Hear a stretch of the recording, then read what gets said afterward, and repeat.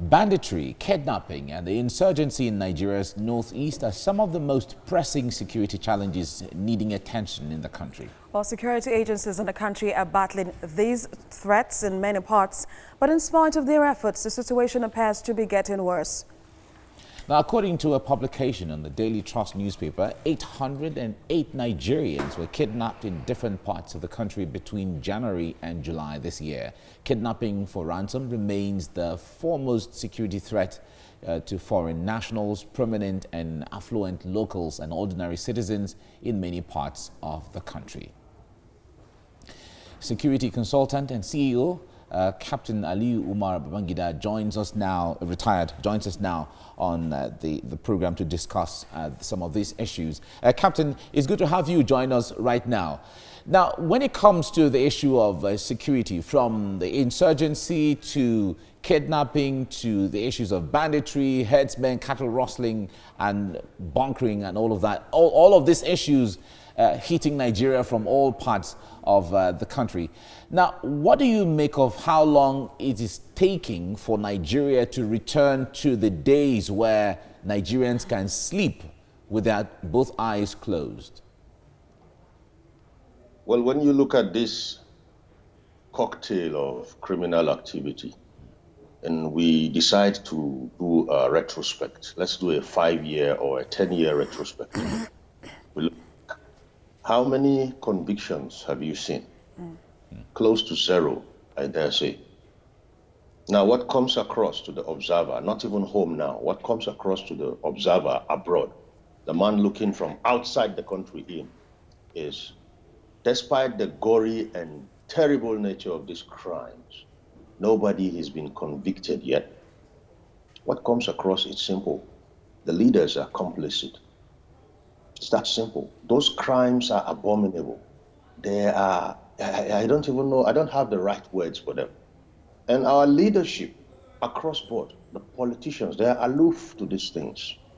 The only thing that you can begin to now join the dots and deduct, if you were an observer and you were dispassionately observing the situation, is these men are involved. Now I dare our politicians, I dare our leadership, I throw a challenge. Convict one kidnapper, convict one terrorist, convict one bandit, convict one oil bunkerer. I dare them, I challenge them. Because the world is beginning, we speak to our colleagues abroad. I'm not doing my practicing, my security analysis and practice and consults. I'm not doing it in isolation. I speak to people across international boundaries. We have peers, we belong to associations and forums. And when we have our discussions, they tell us freely that, look, it's like these people have the backing of your leadership. And it's beginning to sound true. 11 years. 11 years. Is it coincidence? Is it oversight? No, I don't think so. So that's the challenge now. That's the challenge to our leaders. Let's get one person convicted. Just one, not two, one. Let's see if they're up to it. Because that's exactly what it is coming down to. The boldness this crime sets exhibit by the day tells you that that which encourages, inspires, and strengthens them is institutional. That's just it. Of course, it's pretty easy for people to give underlying factors as to what is causing banditry, kidnapping, and insurgency in parts of the country, but it's rather difficult for the victims to actually get over the trauma of, let's say, being kidnapped or being abducted. What should we as individuals, what should we be doing at this time to protect ourselves? Because it seems a lot of persons have said that the security apparatus cannot, save us at this time. Well, basically, what is happening is, like for the citizen, is virtually being put between a rock and a very hard place. Nothing, believe me, nothing the citizen does, short of arming themselves and defending themselves, can give them the protection they need beyond what the government can provide. And when the government cannot provide this, then we risk having people take the law into their hands. But then, when the law begins to come across as having no hands, then people will use their own hands. And by so doing, take the law into their hands. What we need to do right now, and that is why I put a challenge to the government, I put a challenge to the politicians, is if they do not bail these cats, then they risk diluting that reckoning and respect the state has. And when the state loses reckoning, then you are asking for bedlam. As we speak, the bandits, the insurgents, the kidnappers, they have no reckoning whatsoever for what we call constituted civil institutions as we know them. They have no respect for law enforcement, including the armed forces. And that is diluting the reckoning of the Nigerian state, home and abroad. Our reckoning is now at stake, and our politicians and government do not seem to realize it. So strategic intelligence-wise, the aggregate reckoning the Nigerian state has is being diluted, if not eroded, by the boldness these crime sets exhibit daily.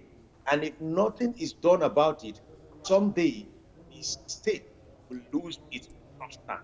All right, Captain Babangida, let me let's get into analysis of likelihoods now and scenarios. Now, from former President Goodluck Jonathan, who was one of those at the high point who said that some of the the security agencies have elements of Boko Haram support and all of that. And recently, we also saw a viral video by one of the former deputy governors of the CBN who made an allegation. Certainly, that is still on right now. But if that is true, that we have elements of support within, we're talking about the fifth columnist within the system, what really do they want? If we have to get into that analysis for you to enlighten us, what really does anyone who is in government or who is close to leadership want by creating a scenario of anarchy? It's not really about what they want. It's simply about what they have done and cannot undo. All right. Let's start by belling this cat we call Boko Haram. All right. Today, somebody comes and says, a governor, a northern governor, is a patron of Boko Haram, and we are losing sleep. But what has he said that is new? What has he said that is new? Are we forgotten that a northern governor formed ECOMOG, which later became Boko Haram? Have we lost any sleep about that? Now, untrue as what he has said may be, if you have to play your role as a security or intelligence chieftain, it becomes one more possibility. Let me tell you something. On my database, I can profile a lot of intelligence that was acquired and ignored and later became the bane of security operations. So that he has said it and everybody is eyed and miffed. For the intelligence and security chieftain, it should be kept somewhere and watched like a hawk. That piece of information should be kept somewhere and watched like a hawk. Okay. Because all right, we have to leave you here now for want of time. Thank you so much, Captain Ali Umar Babangida, retired, for your time on the program. Really appreciate you. Yeah.